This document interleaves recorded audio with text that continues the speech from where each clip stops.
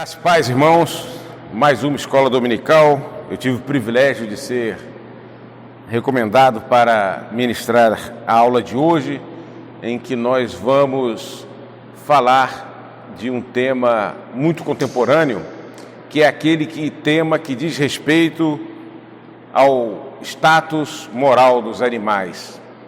Isto é, se os animais têm comunhão, isto é, compartilham, isto é, possuem critérios morais tal qual nós também possuímos. Essa discussão diz respeito à questão muito contemporânea, se os animais têm direitos. Aqui no nosso caso, nós iremos tratar de direitos morais e também nesse aspecto moral, um aspecto ético, e por trás dessa discussão ético-moral, o aspecto existencial. Qual é e em que proporção se dá na vida que levamos a participação e a existência dos animais, a nossa responsabilidade e a nossa preocupação para com eles, em qual perspectiva, em qual valoração, em qual proporção isso se dá. Oremos antes de começarmos esta aula. Senhor Deus e Pai, vamos falar hoje aqui da Tua criação.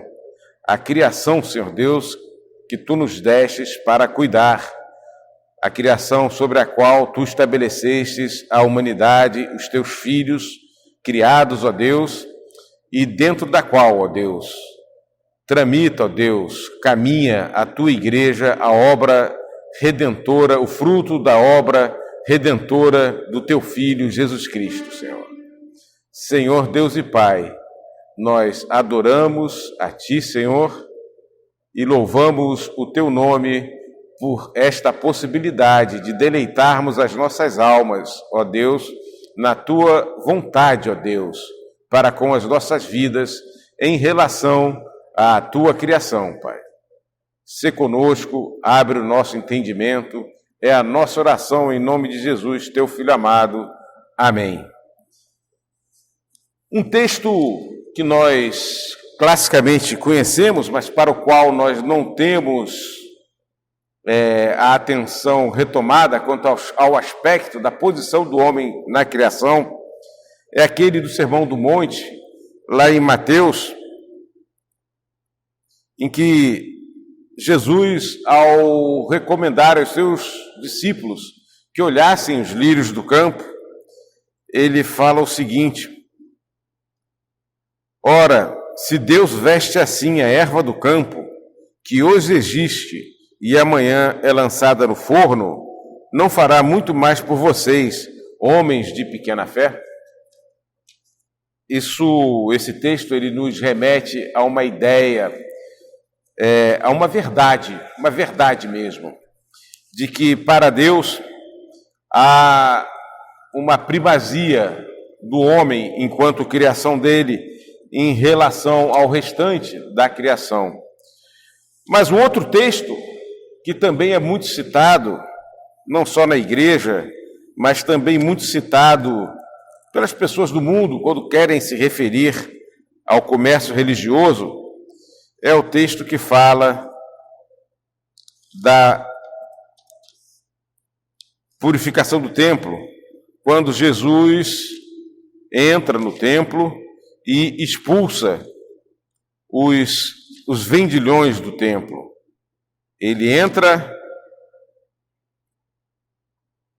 naquele pátio onde havia um comércio esse voltado para a venda de elementos do sacrifício dos judeus, dos sacrifícios estabelecidos no Pentateuco, e ele expulsa os animais que estão ali,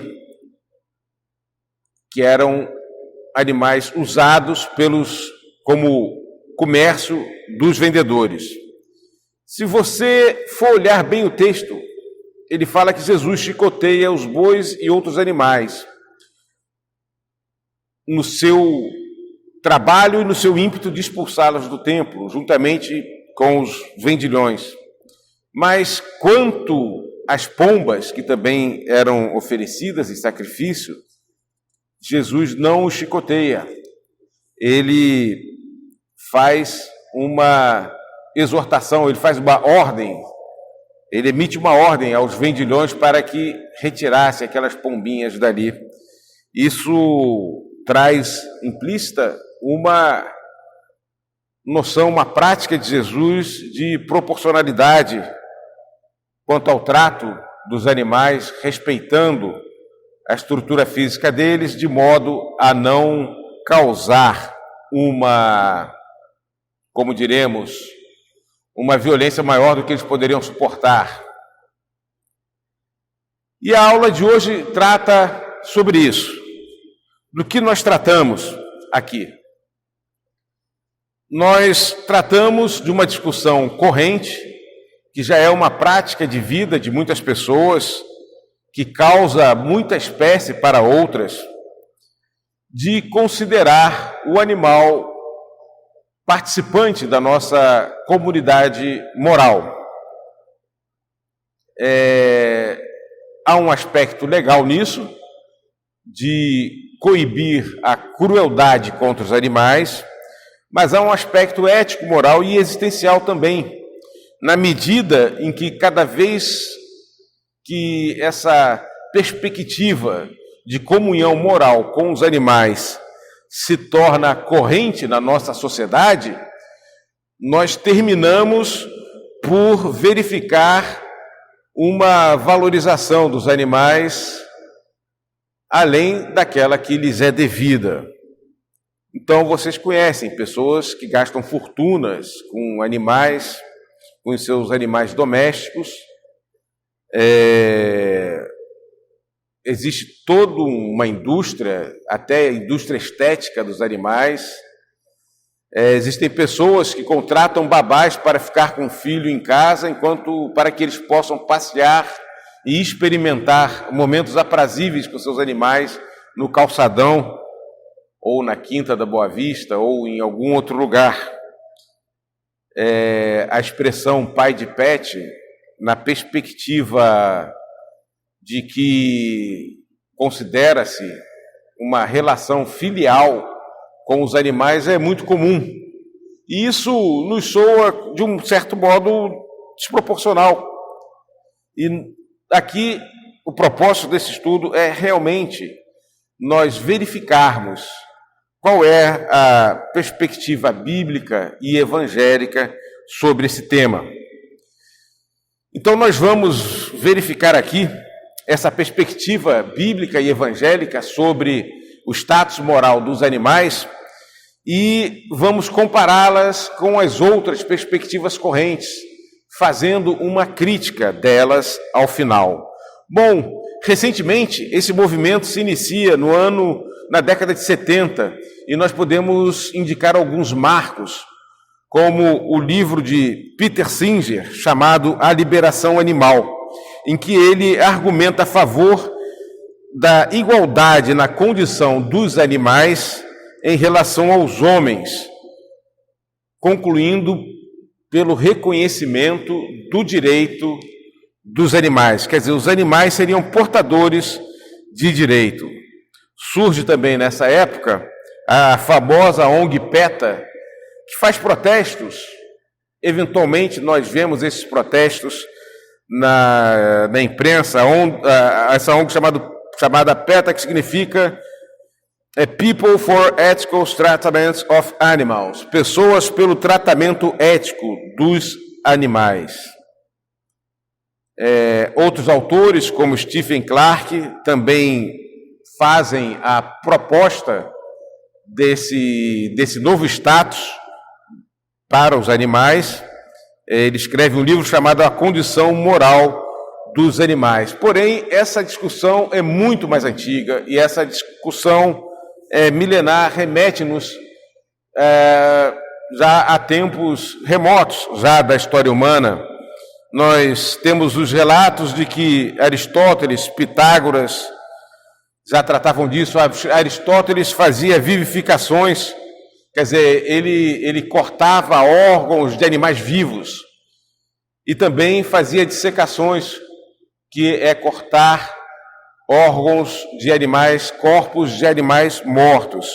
Pitágoras, em seus discursos, fala da necessidade de tratar bem as criaturas não humanas, não só como uma necessidade, mas como um dever moral. Hipócrates vinculava o aspecto de órgãos humanos doentes com o de animais, com uma finalidade claramente didática. E nós temos outros também, como Herófilos, Erasistratos e Alomeon, que na antiguidade trabalhavam esse conceito com fins de descobertas medicinais. Isso é, eles tinham uma discussão ética à medida em que eles iam intervindo em animais vivos ou mortos, sempre fazendo formulações quanto aos funcionamentos dos órgãos para melhor compreender o corpo humano. Dentro da nossa tradição judaico-cristã, nós vemos que a Bíblia não reconhece uma mesma natureza entre animais e seres humanos, e que a Bíblia nos indica que animais e seres humanos são diferentes e estão hierarquizados, isto é, os homens, os seres humanos, seriam superiores aos animais.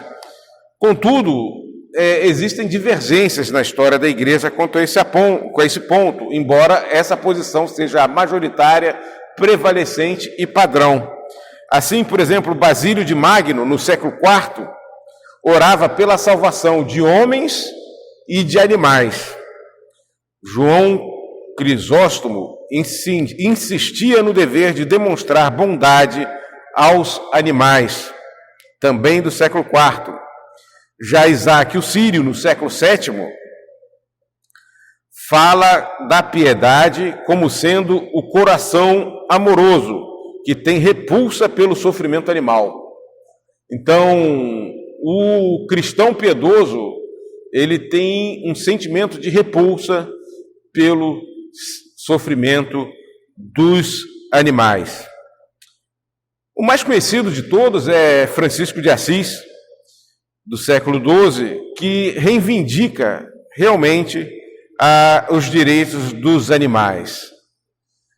O que nós podemos chamar a atenção e que os irmãos vão ver que lá adiante é muito necessário para nós, para o fato de que todos esses que desenvolvem este conceito na história da igreja, ou desenvolvem essas afirmativas próximas do reconhecimento de uma mesma natureza para homens e animais, todas essas pessoas se desenvolveram essencialmente em uma tradição cristã mística, na qual a vida espiritual era alimentada por meio da sintonia com a natureza e com as outras criaturas de Deus. Então, isso é importante para o que nós veremos mais adiante. A primeira lei a proteger os animais, imagina-se que seja a primeira de que se tem registro, ela foi promulgada na colônia da Baía de Massachusetts, nos Estados Unidos, no ano de 1641, em uma legislatura de inspiração puritana sobre os deveres bíblicos de não tratar com crueldade os animais. Então havia um background, um pano de fundo puritano, e nós vemos isso na lei que era constantemente refletida pelos puritanos, na lei moral, nos 10 mandamentos e no Pentateuco, uma proibição de crueldade, da prática de crueldade contra os animais. E eles, compondo esse pano de fundo dessa legislatura, eles acabaram de promulgar esta lei. uma lei que diz o seguinte: ninguém pode exercer tirania ou crueldade para com qualquer criatura animal que habitualmente é utilizada para auxiliar nas tarefas do homem. É uma lei que estabelece uma obrigação para os homens em relação aos animais. Essa, dentro da história da igreja, já é um primeiro registro dessa discussão sobre a posição moral dos animais. Não que ela reconheça, pelo contrário, ela estabelece um dever para o homem e não um direito para os animais. Mas ela já traz também, registrado em si, esse aspecto de que na vida cristã há uma consideração pelos animais. Porém, há de se ter muita atenção quanto aos princípios utilizados nessa proteção aos animais, porque uma coisa é estabelecer um dever moral e legal e ético ao homem para que ele não maltrate aos animais. Outra coisa é outorgar direitos aos animais de modo que se imagine que eles comunguem conosco de uma relação moral. Em vista desse movimento, surgiu no meio protestante, no século XIX, a ideia de que os animais poderiam ser incluídos na aliança da graça, como criaturas redimidas e de igual valor. Isso tem inspiração na obra de Karl Barth, na sua Dogmática Eclesiástica, em que ele coloca os animais como também redimidos, e principalmente redimidos pela obra de Cristo. Nós vamos ver mais adiante que isso não corresponde à posição bíblica, a mais, como se diz, evidente e clara exposição bíblica sobre o tema, né? Também houve influência do racionalismo de René Descartes, que, em contraposição a esse movimento barthiano ou neo-ortodoxo, e anteriormente a ele, talvez até nós venhamos a pensar que a neo-ortodoxia acaba por ser uma reação a isso, o racionalismo de René Descartes excluiu os animais da esfera das preocupações morais. O contorno de toda essa discussão começa a se definir, e é um contorno que vem também, porque é anterior, mas que também influencia Karl Barth e os neo-ortodoxos. Esse contorno começa a se definir com o utilitarismo de Jeremiah Bentham. Ele escreve o seguinte: a questão não é definir os animais como seres morais pela capacidade de julgamento moral deles. Não importa se eles raciocinam ou se eles pensam, ou se eles têm uma capacidade de deliberação moral. Não importa isso. O que importa é que eles tenham a capacidade de sofrer para que nós venhamos a defini-los como seres morais. Então, o fato de serem os animais sencientes, isso é, terem sensibilidade, terem a capacidade de sentir, é que coloca em pauta essa discussão nos tempos modernos sobre a condição moral ou o status moral dos animais.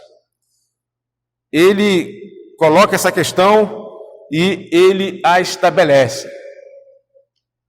Algumas décadas depois, Charles Darwin vem com a proposta da teoria da evolução, e no seu livro A Origem das Espécies, ele coloca essa questão filosófica em termos científicos, e ele passa, com a sua teoria da evolução, a sustentar cientificamente essa proposição de que os animais são seres morais, tal qual o homem. E por que isso? Justamente porque, como os homens e os animais participam de um mesmo processo evolutivo, eles estão ligados ao mesmo pressuposto na sua vida existencial. Então, homem e animal teriam a mesma natureza, diferindo apenas em grau.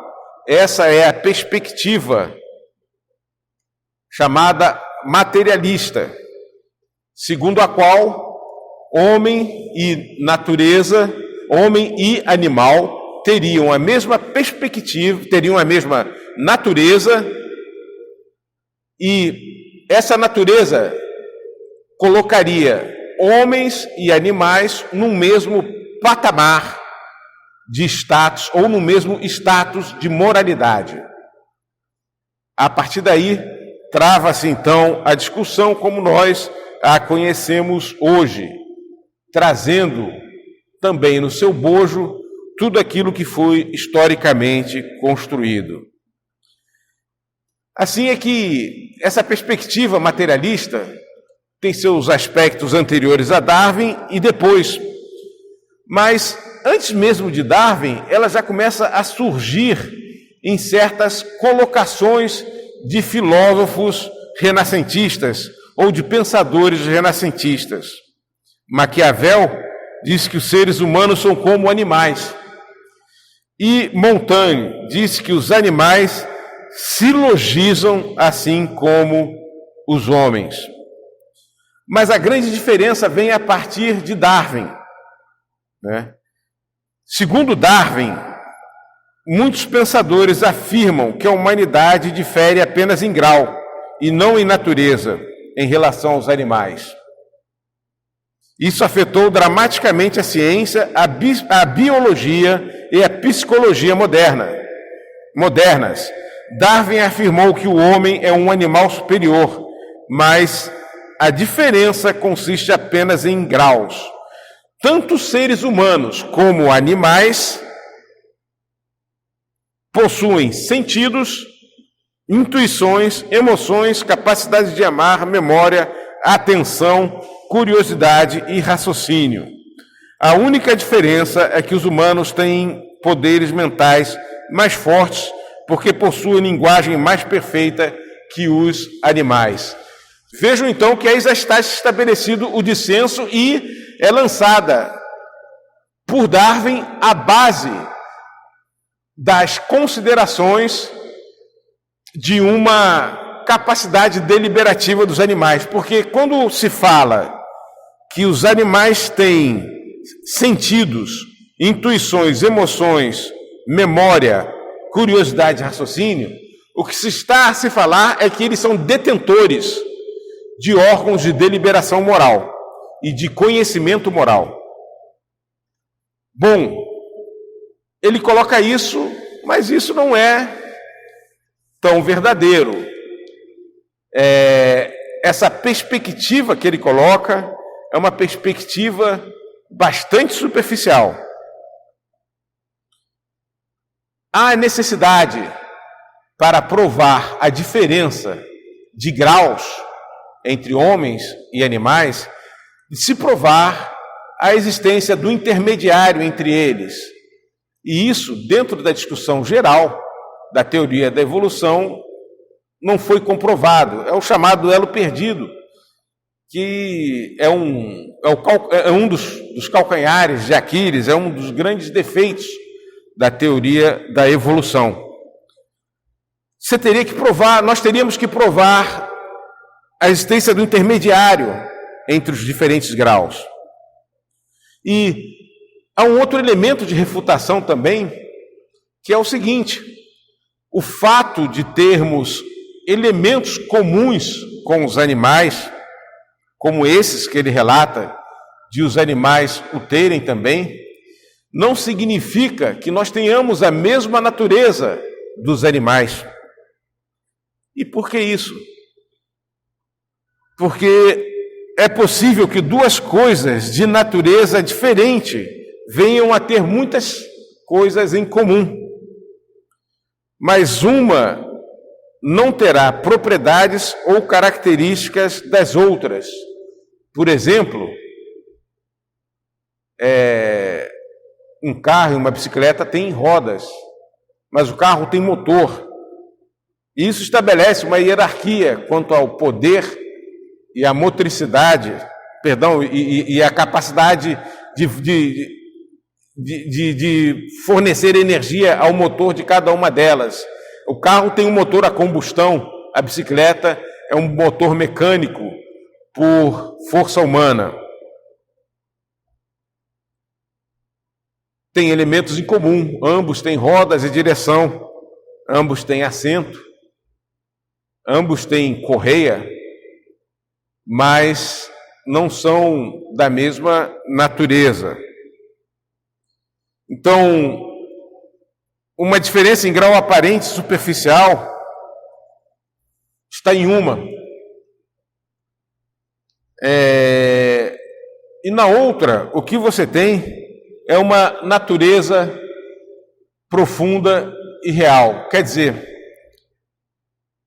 as diferenças de grau, elas são sempre aparentes e superficiais.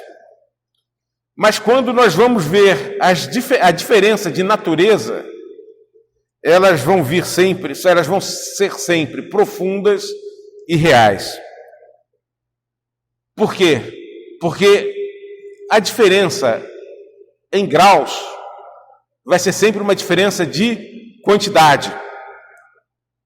Então, se nós fôssemos comparar a diferença entre homens e animais numa perspectiva de graus, nós teríamos que nos limitar à discussão de que o homem é mais inteligente, ou de que o homem tem mais palavras, e nunca de qualidade, a de que o homem tem uma qualidade de inteligência mais profunda, não maior, mas uma qualidade de inteligência mais profunda que lhe permite, por exemplo, realizar inúmeras operações e descrevê-las. Por exemplo, vamos supor aqui nesse púlpito que aqui numa dessas cadeiras haja um gato no chão.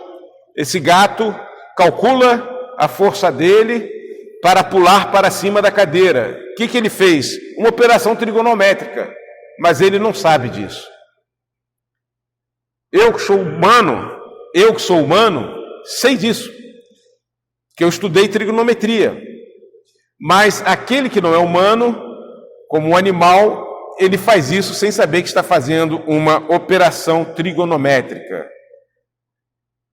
Eu uso esse exemplo para demonstrar a diferença de qualidade da inteligência humana e da animal, que não é apenas uma diferença de grau, mas são inteligências de natureza diferente. Então, existem outras refutações à perspectiva materialista que coloca homens e animais na mesma natureza, que eu posso depois fornecer aos irmãos as referências bibliográficas, como serão propriamente referidas, fornecidas na apostilas que iremos encaminhar ao grupo de rede social da igreja. Mas eu creio que essas duas apenas já são suficientes para que nós tenhamos uma refutação dessa perspectiva. A segunda perspectiva é a perspectiva panteísta. Essa perspectiva é antiga e renasce hoje principalmente com as chamadas religiões da nova era. Essa perspectiva, ela considera que religião, que a divindade e a natureza, que a criação e a divindade são uma coisa só.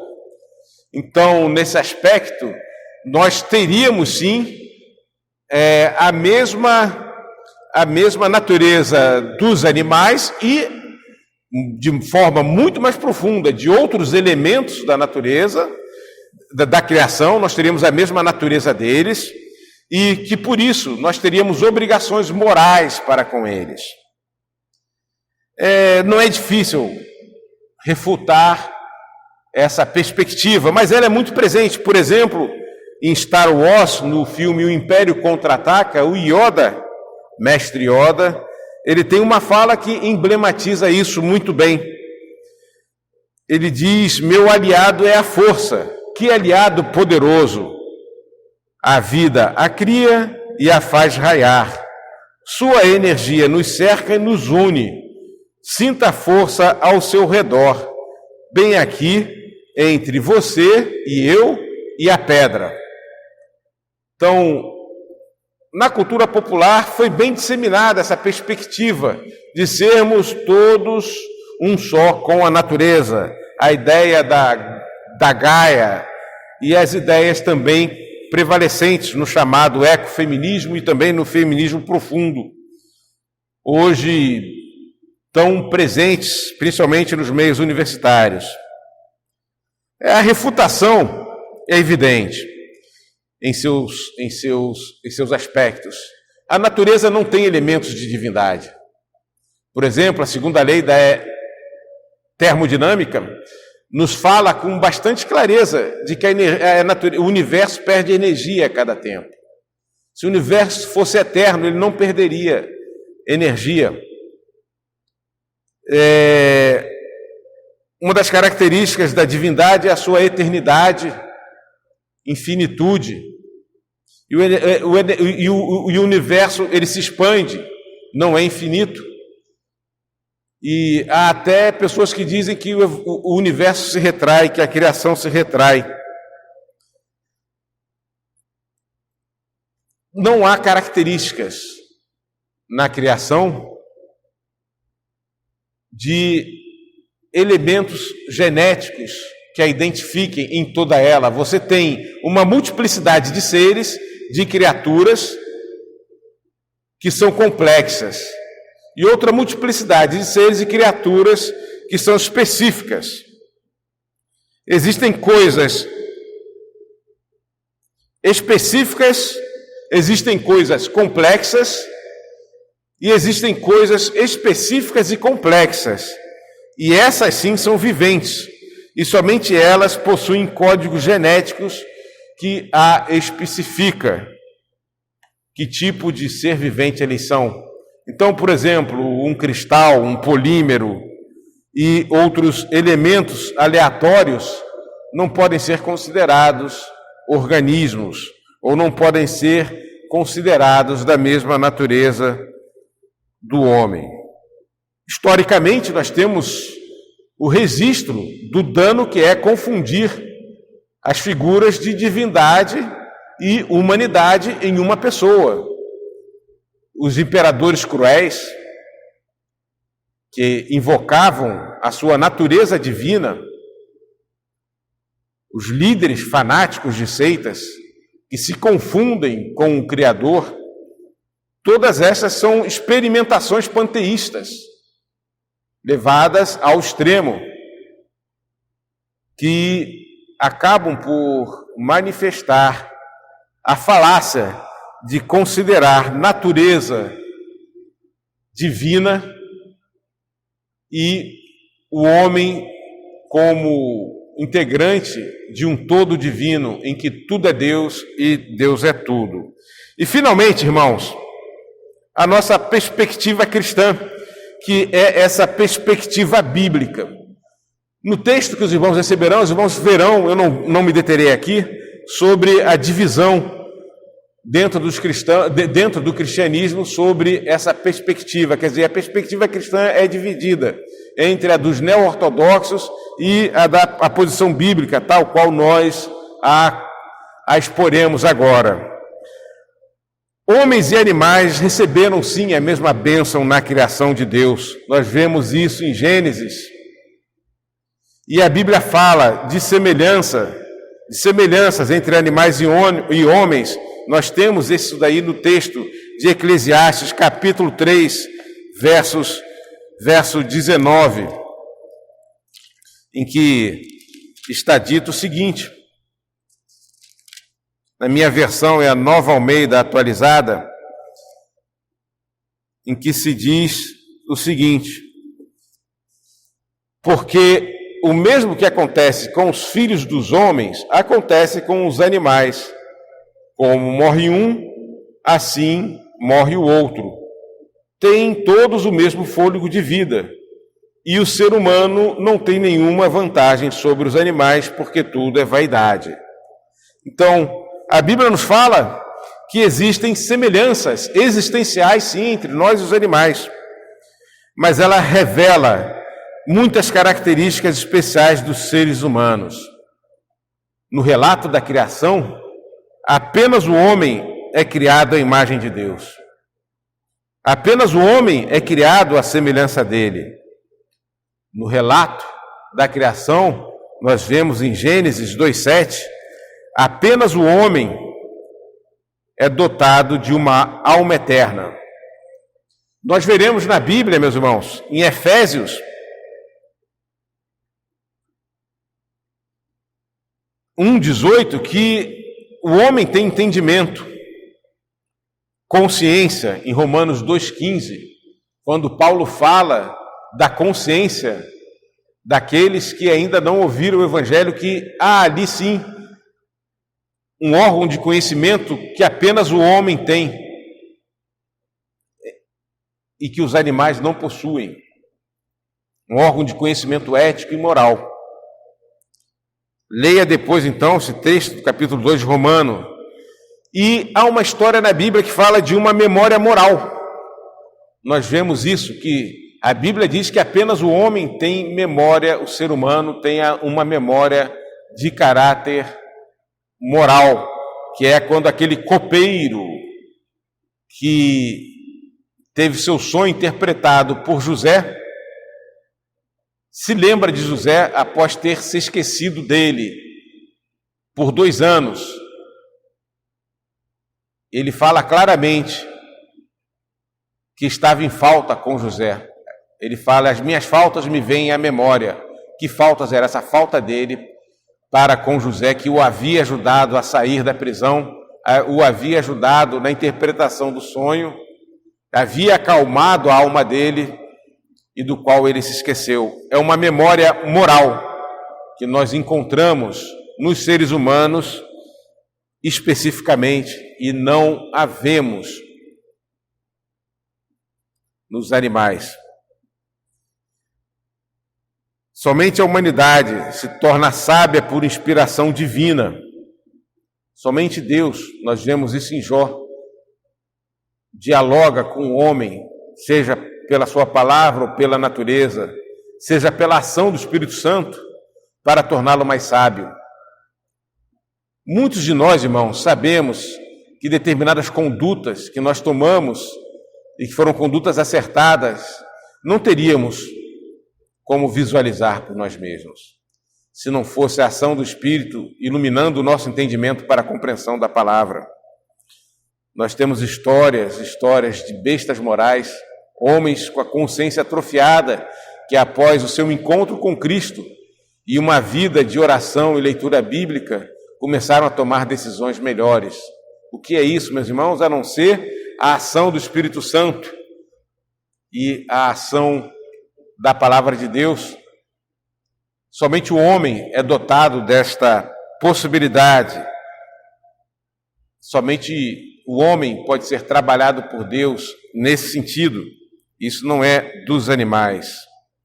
A Bíblia fala também que a natureza do homem é mais sábia e valiosa que a dos outros animais, como nesse texto que eu li, como a das outras espécies da natureza, como esse texto que nós lemos no início, quando Deus fala que nós valemos mais que os passarinhos e mais do que os lírios do campo. Realmente toda a criação possui um valor dado por Deus e manifesta a glória dele. E por isso é que nós somos colocados em posição de cuidar dela. Há citações no Pentateuco quanto a isso, em Números e em Deuteronômio nós encontramos recomendações expressas quanto ao cuidado com as criaturas de Deus que é dada ao homem. Isso não é dado aos animais.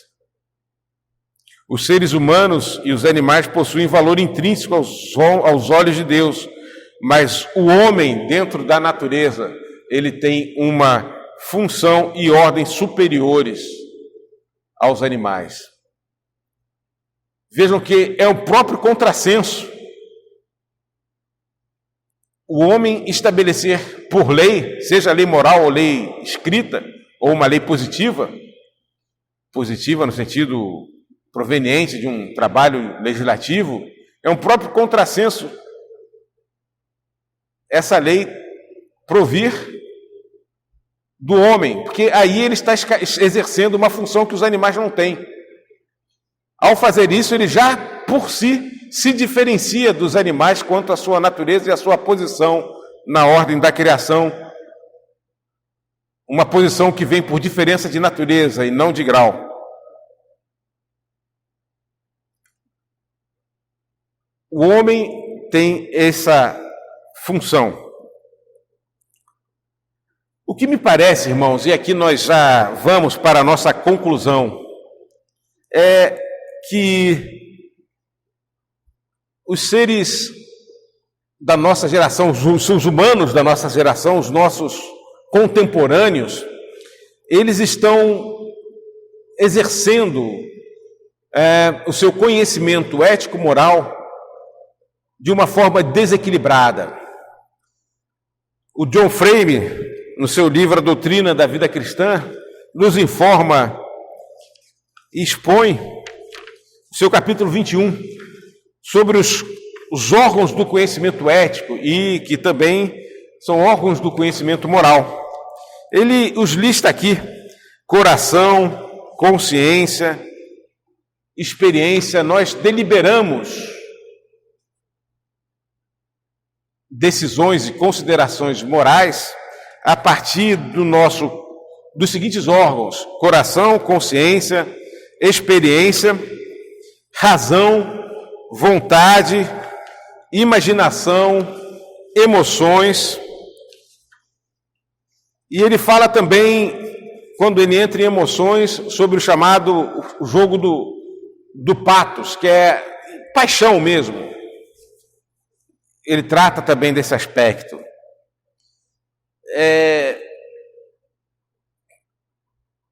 E o patos, no sentido de paixão, é a palavra que é usada para falar sobre o sofrimento de Cristo, lá no início de Atos. O que significa que a deliberação de Cristo, ao se submeter ao sofrimento e a passar por ele, foi uma deliberação moral que utilizou esse subórgão das emoções, que é a paixão. Por isso nós nos referimos à paixão de Cristo. A paixão também é um órgão de deliberação moral, mas nas suas proporções adequadas, conforme a própria Bíblia nos ensina, sem maiores pretensões. E a paixão aqui no sentido positivo, embora haja uma no sentido negativo. Então, o John Frame nos fala dos órgãos de conhecimento moral. Esses órgãos de conhecimento moral, eles são utilizados proporcionalmente, de forma integrada, de acordo com as situações, um mais, outros menos, depois dois em conjunto, de uma maneira mais equilibrada. As deliberações morais são feitas pelos nossos órgãos de conhecimento moral, de uma maneira equilibrada. O que parece é que na nossa geração, talvez por ser uma geração exposta a estímulos de marketing, propaganda, ou seja uma geração exposta a experimentações ideológicas, para fins de arregimentação política e econômica e comercial também. O que me parece é que esse posicionamento de examinar nosso relacionamento com as criaturas de Deus, especificamente os animais, examinar nossa relação moral deles apenas por um dos órgãos, quais sejam as emoções e as sensações. Uma geração exposta a uma vida de experiências ou estimulada a decidir por experiência, ela parece que sofre de uma hipertrofia do órgão de emoções e experiências nas suas deliberações morais. Por isso que, no momento, nós percebemos as sensações de prazer e alegria dos animais e as sensações de sofrimento deles. E nós transformamos aquele conhecimento num artigo de fé, sem fazer incidir sobre esse conhecimento o conhecimento trazido pelos demais órgãos de conhecimento ético da natureza humana, como a razão, como a consciência e outros elementos de decisão. Aí, então, o ser internaliza as suas sensações, as mistura com as emoções delas provenientes e transforma isso num artigo de fé, sem qualquer intervenção da razão ou sem qualquer intervenção de outros elementos de conhecimento ético e moral.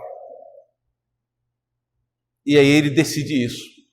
Ele é como eu, nós temos a mesma natureza, ele tem direito. Ele tem direitos morais, assim como eu tenho. Ao fazer isso,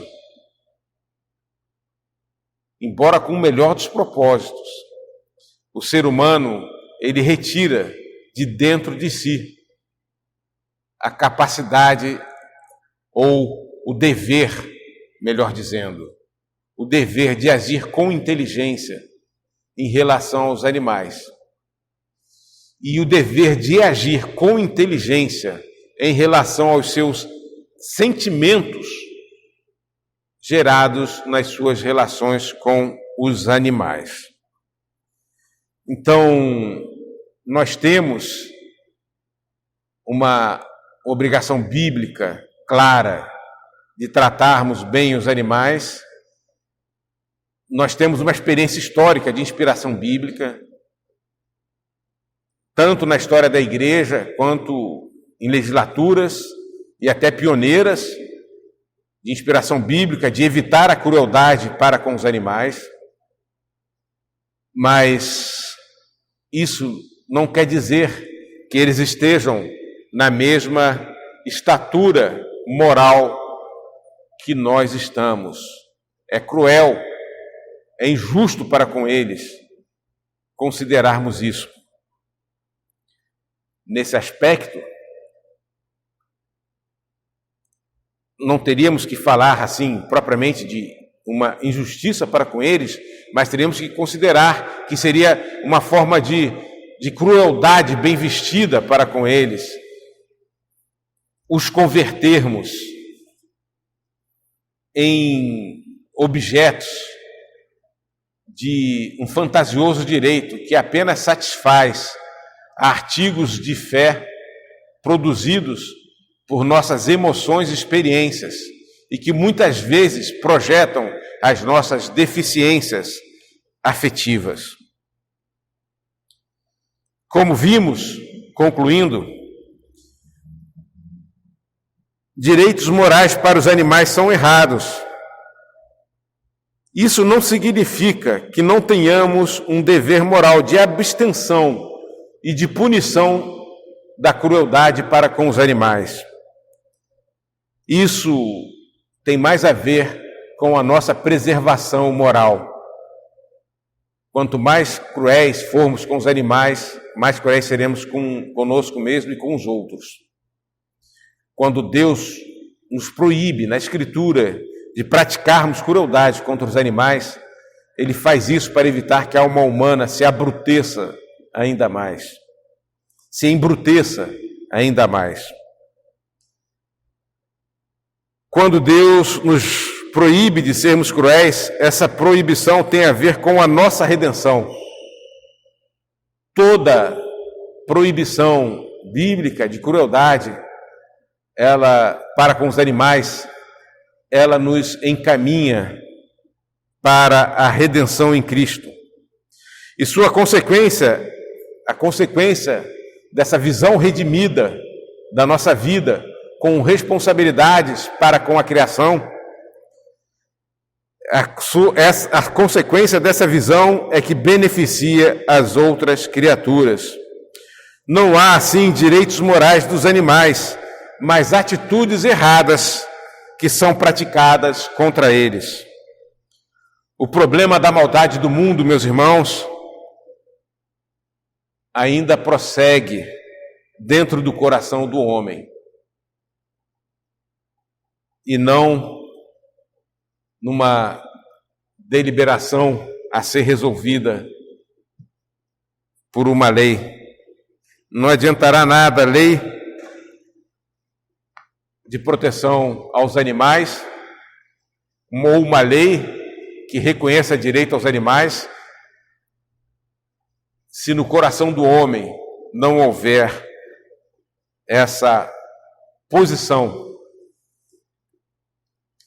de colocar-se como responsável por eles dentro da obra da redenção tão duramente conquistada para nós, com grande sofrimento pelo nosso Senhor Jesus Cristo na cruz do Calvário. Essa é a nossa aula de hoje, a nossa exposição. Os irmãos da igreja vão receber nas redes sociais. Se alguém vier a receber, ao assistir esse vídeo depois e não tiver acesso à nossa rede, mande um e-mail para a igreja que nós enviaremos a apostila. São 7 páginas e mais os slides de 5 páginas desta aula para aquele que assim o solicitar. Vamos terminar com uma oração. Senhor Deus e Pai, que os nossos corações sejam, ó Deus, moldados por Ti, para bem cuidarmos das criaturas que Tu colocaste nesse mundo, Pai. Retira de nós a crueldade, retira de nós, Senhor Deus, o desprezo, retira de nós a covardia, ó Deus, não só a covardia em atos contra os animais, mas também a covardia em nos calarmos quando virmos animais sendo maltratados, Pai. Ó Deus, nós confiamos na ação do Teu Espírito em nós para nos capacitar para essa obra. É a nossa oração em nome de Jesus, Teu Filho amado. Amém.